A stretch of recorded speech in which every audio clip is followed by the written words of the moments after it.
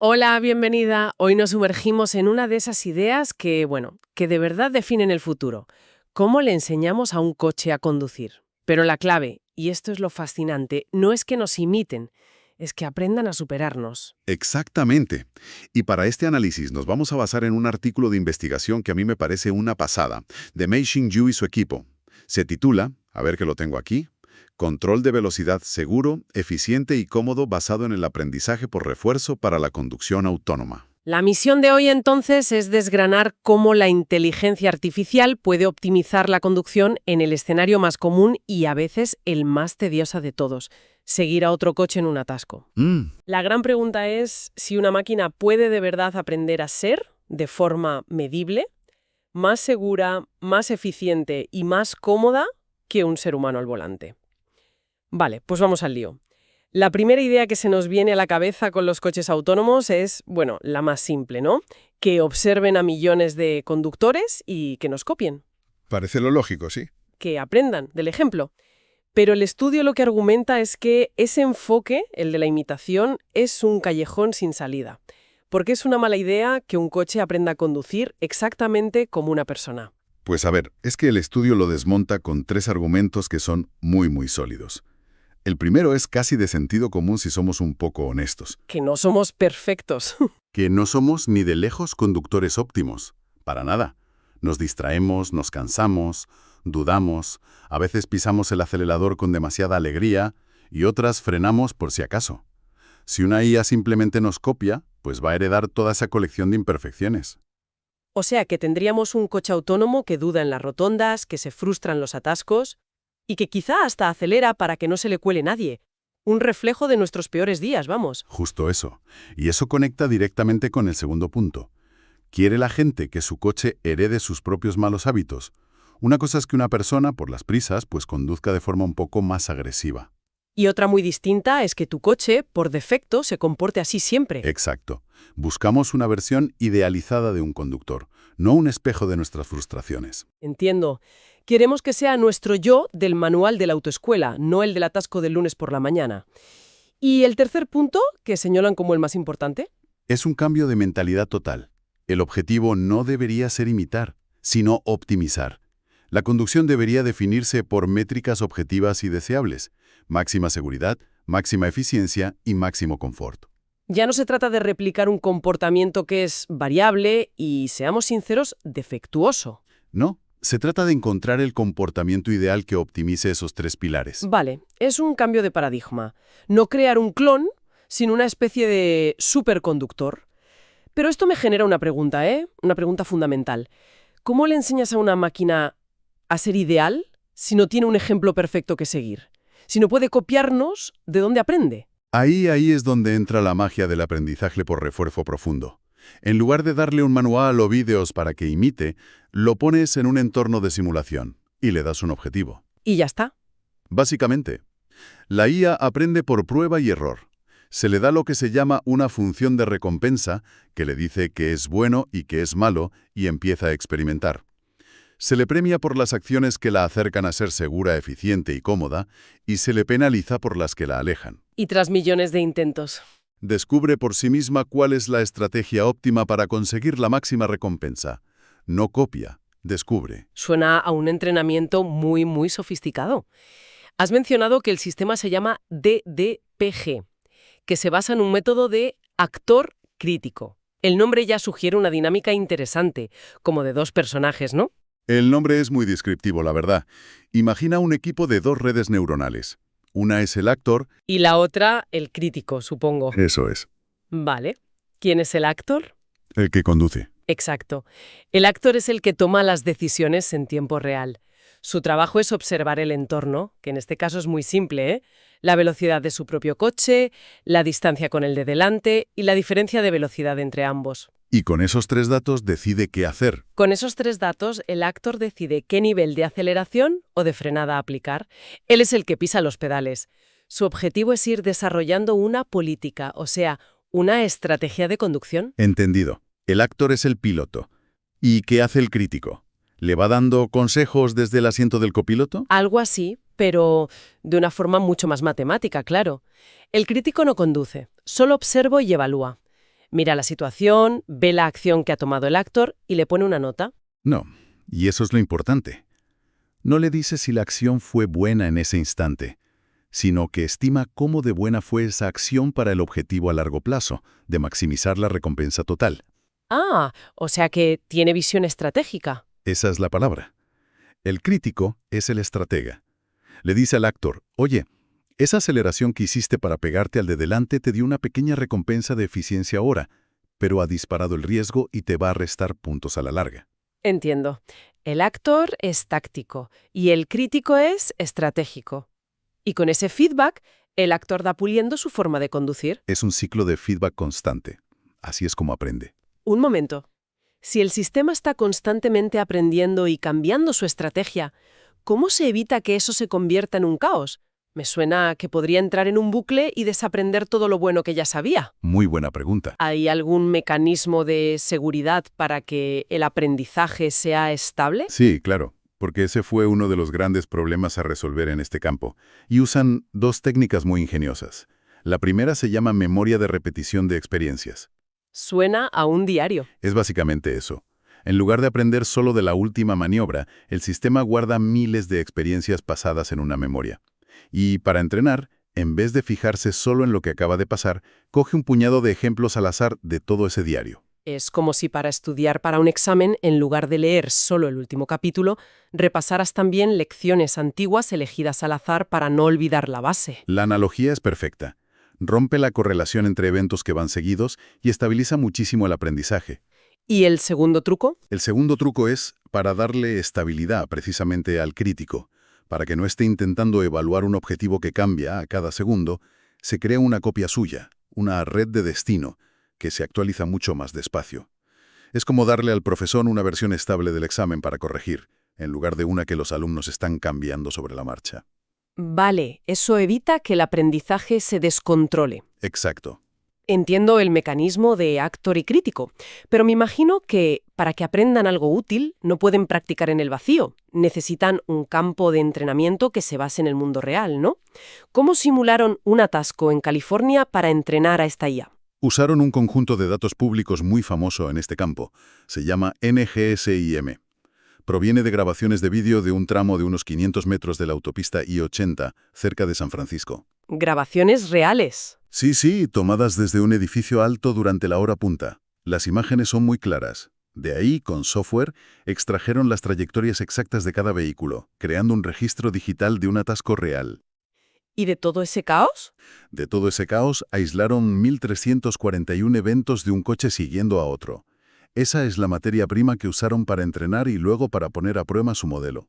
Vale, entonces ya tenemos el cómo aprende. Pero me falta la pieza clave. ¿Qué es exactamente lo que aprende? Has hablado de una función de recompensa que lo guía todo. ¿Cuáles son los ingredientes de esa receta que define una buena conducción para la IA? Aquí está el corazón del estudio, la madre del cordero. En lugar de una meta vaga como conducir bien, la descomponen en 3 ingredientes medibles y objetivos: seguridad, eficiencia y confort. Y la IA recibe puntos por cada uno de ellos. Por cada uno, sí. Empecemos por el más importante, la seguridad. ¿Cómo traduces ser seguro a un número que una máquina pueda entender y optimizar? Pues lo miden con un indicador que se llama tiempo hasta la colisión, o TTC. Es muy intuitivo. Si los dos coches mantuvieran sus velocidades actuales, ¿cuánto tiempo pasaría hasta que chocasen? Entiendo, un TTC bajo es muy peligroso. Muy peligroso. Analizaron los datos humanos y vieron que los conductores se ponían en situaciones con un TTC de 7 segundos o menos con bastante frecuencia. Así que marcaron esa cifra, 7 segundos, como una línea roja. O sea que no es que le den puntos por ir muy lejos, sino que le castigan duramente si se acerca demasiado. Eso es. Es una regla de mínimos, no de máximos.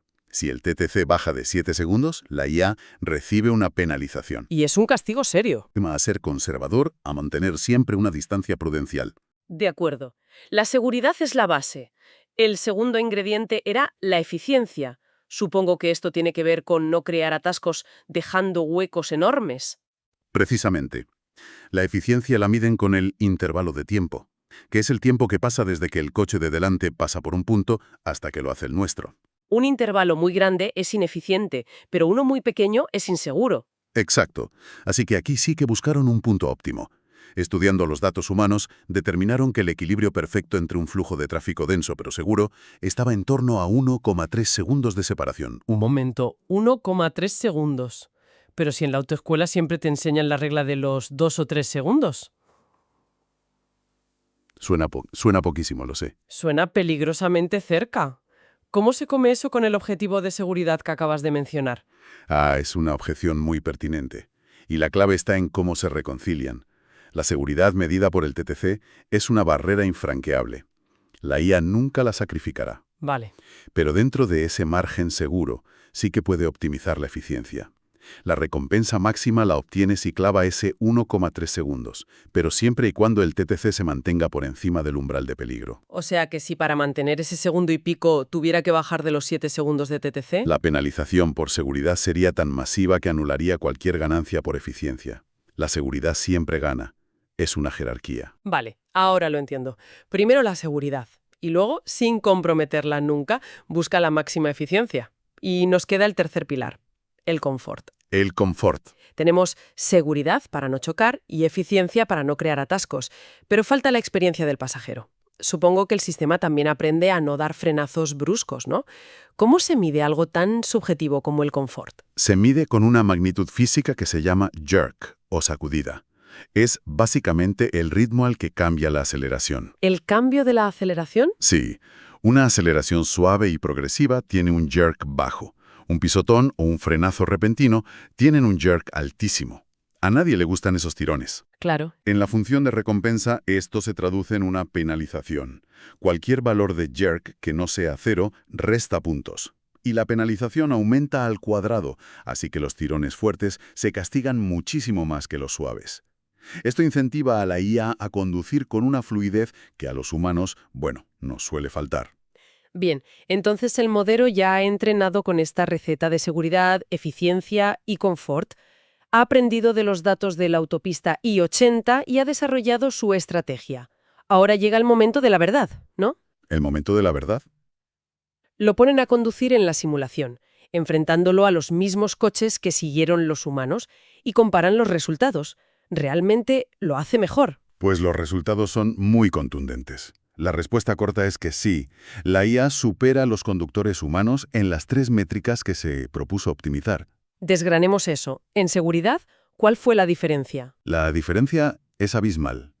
La IA es muchísimo más prudente. El estudio se fija en los momentos de mayor riesgo y muestra que el 35% de los conductores humanos de la muestra... ¿El 35%? Sí, el 35%. Tuvieron situaciones peligrosas, con un tiempo hasta la colisión por debajo de los 5 segundos. Más de un tercio. Es una barbaridad. En cambio, el modelo de IA, en los mismos escenarios, solo entró en esa zona de riesgo el 8% del tiempo. Es una reducción de casi 4 veces y media.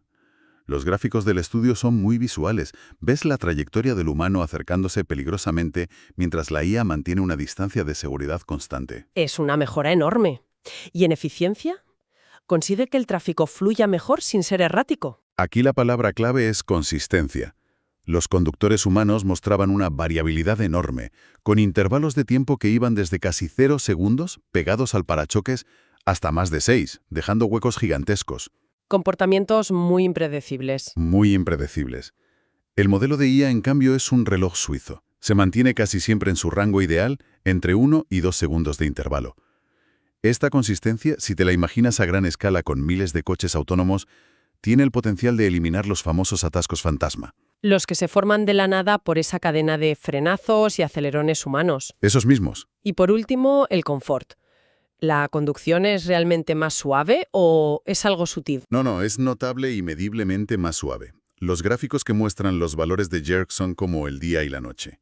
En los datos humanos ves una distribución muy ancha, llena de picos de aceleración y frenada brusca. Es el típico acelera-frena de un atasco. Lo conocemos bien. En la simulación de la IA, la distribución es una aguja altísima y muy estrecha centrada en 0. Esto significa que la mayor parte del tiempo la aceleración es constante y los cambios son mínimos y muy suaves. O sea que donde la línea de aceleración de un humano parece un electrocardiograma lleno de picos... La de la IA es una curva suave y fluida. Entonces, si lo resumimos todo, lo que tenemos aquí es la demostración de que una IA, entrenada no para imitarnos, sino para optimizar unos objetivos claros, seguridad, eficiencia, confort, consigue un rendimiento superior al de los humanos en un entorno basado en datos del mundo real. Exacto. La gran conclusión es que el camino hacia una conducción autónoma superior no parece pasar por copiar nuestros comportamientos imperfectos, sino por definir qué es una conducción ideal en términos matemáticos y dejar que un sistema de aprendizaje por refuerzo encuentre la forma de alcanzarla. El modelo resultó ser más seguro, más eficiente y, desde luego, mucho más cómodo. Así es. Esto me lleva a una última reflexión. El estudio menciona que la personalidad de esta IA se define por los pesos que le dan a cada ingrediente de la receta: seguridad, eficiencia y confort. En este caso, le dieron la misma importancia a todos, pero dicen que esos pesos podrían ser ajustables. ¿A qué se refieren con eso? Y esa es una idea provocadora para el futuro, ¿no?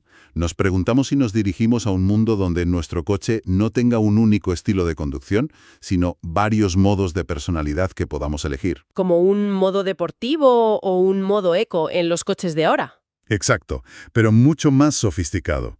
Podrías tener un modo zen para un viaje por la costa que priorice el confort por encima de todo, con aceleraciones y frenadas imperceptibles, aunque sea un poco menos eficiente. ¿O lo contrario? O un modo ultra eficiente para el atasco diario, que ajuste el intervalo al milímetro para maximizar el flujo, aunque sea un viaje con un poco más de tensión. Y llevándolo al extremo, ¿podríamos tener un modo humano?